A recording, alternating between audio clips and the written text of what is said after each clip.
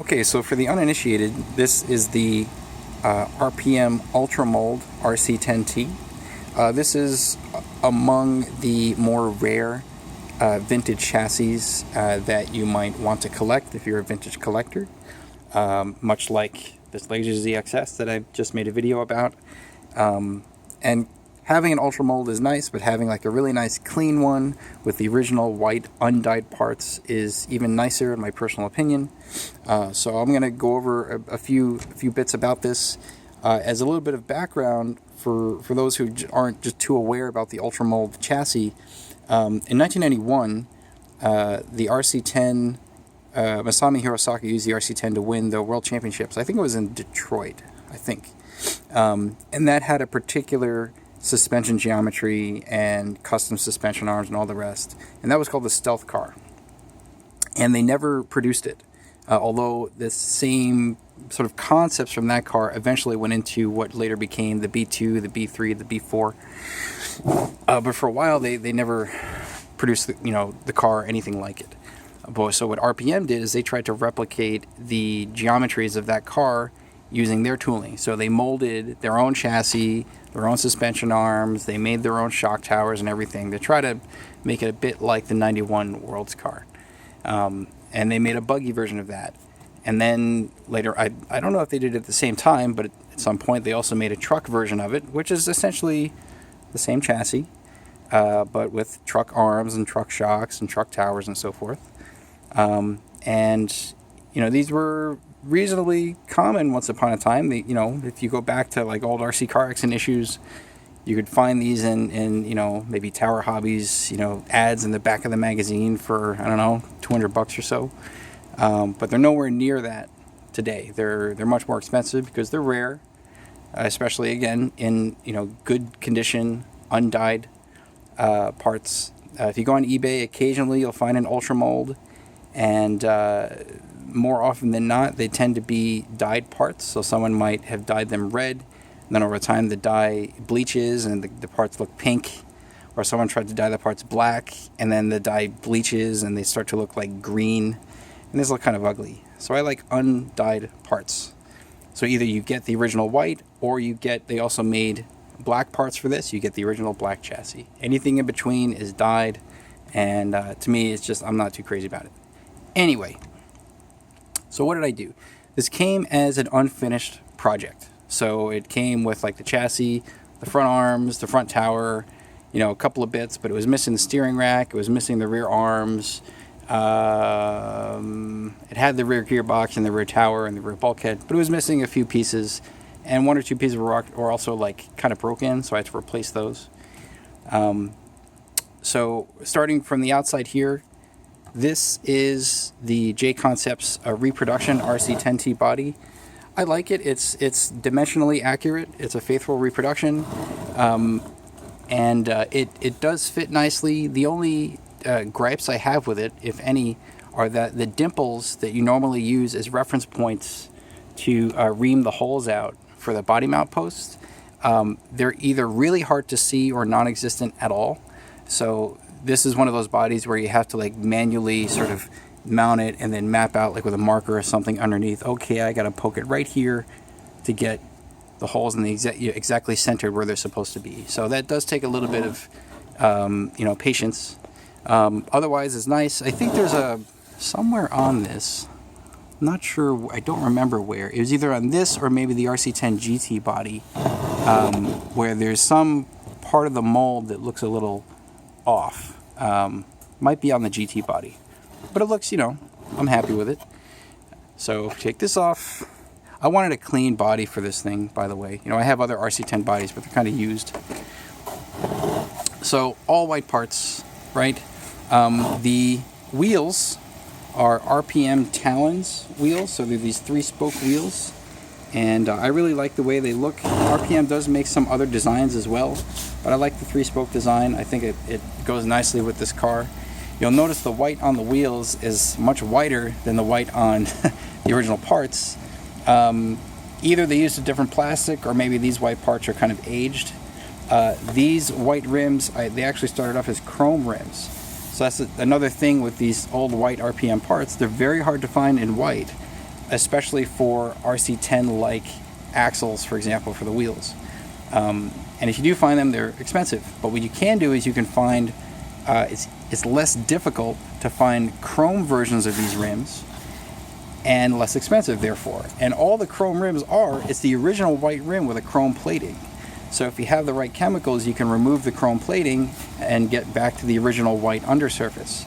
I had originally tried greased lightning, so you just soak the wheel in a greased lightning bath for like a day.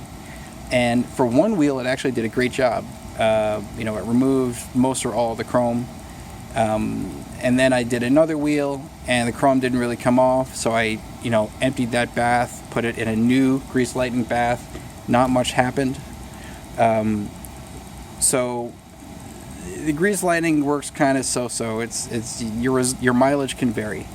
Eventually, I got to using Easy Off oven degreaser, which is like a spray-on cleaner. And so I, put this in like a little container. Plastic container, spray the Easy Off on the whole wheel, let it sit there, and I have plenty of time to work on this. Let it sit there for a day, and then come in with like a shop rag, like one of these guys, and just wipe it all off. And did a few runs of that to make sure I get all the corners and crevices and everything, and that did a fantastic job, because it much more than greased lightning, it helps to also remove the adhesion layer between the plastic and the chrome. So the first wheel I did in greased lightning, the chrome came off and the wheel looked pretty white. But with the Easy Off, the wheel looked even whiter because it was also removing more of the adhesion layer. So I did all the wheels in greased lightning, took the time to wipe everything down and clean it off. And so now you have white wheels. Interesting features about the chassis itself.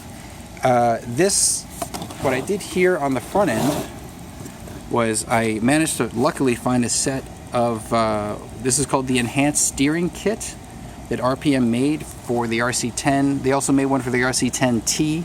I think the only difference is the spindle carrier, if I remember correctly. I have to double check that. It might be some difference in the spindle carrier. But at least for the 10T, what is different between the Enhanced Steering Kit, which is the caster block plus spindle carrier assembly, compared to the original, let's say RC10 caster block. So with the original caster block, compared to this one basically pushes the wheel axle down a bit, right? You can see there's this downward piece here. So the bottom surface of where the spindle carrier mounts is below the hinge pin there.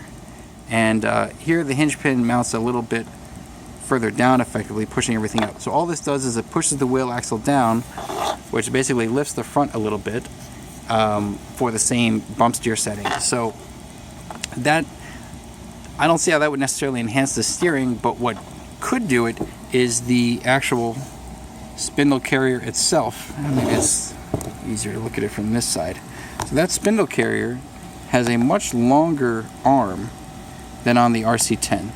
Okay, so the original RC10 spindle carrier, the ball stud might mount like a little bit back here because it's a shorter arm.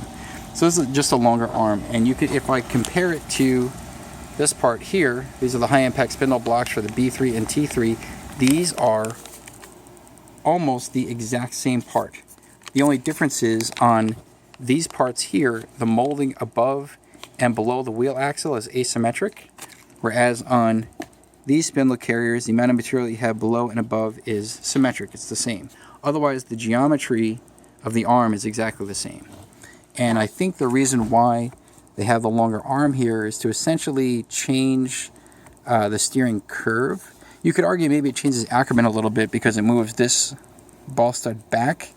But what I notice is, like, if you turn it full lock, you'll notice that the angle for this steering rod and this one as well on both sides, the inside and outside wheel, is almost, not exactly, but almost totally straight at full steering throw, which means that you should get maximum steering angle on the outside wheel and also maximum steering angle, well actually, so that would reduce Ackerman, I think, because if the inside angle was at was a little bit higher, that would pull the wheel in more for more Ackerman. So basically this reduces Ackerman and lifts the front a little bit, which I don't see how that would enhance steering. You'd actually want to do the opposite if you want enhanced steering. But anyway, that's what they called it.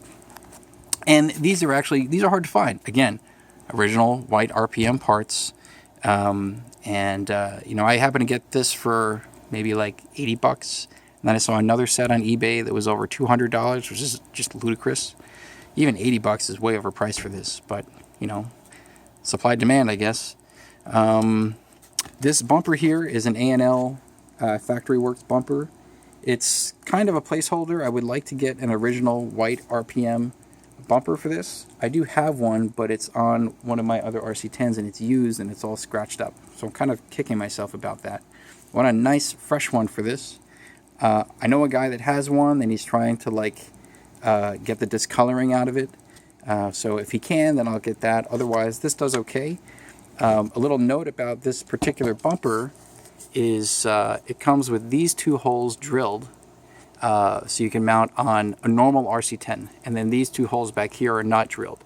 So the bumper, if you buy it new, this back section of the bumper would cover these screws, which would otherwise go straight into the chassis. The thing is, with the RPM chassis here, the holes through the chassis are not countersunk, but on the normal RC10T, those chassis holes are countersunk. So you can mount these screws through the chassis and then cover it with a bumper. You can't do that on the RPM chassis. Those are flat holes, and I don't want to actually like countersink those holes and do damage to the chassis. So I'd rather just drill two holes and countersink the holes on the bumper and then mount it that way.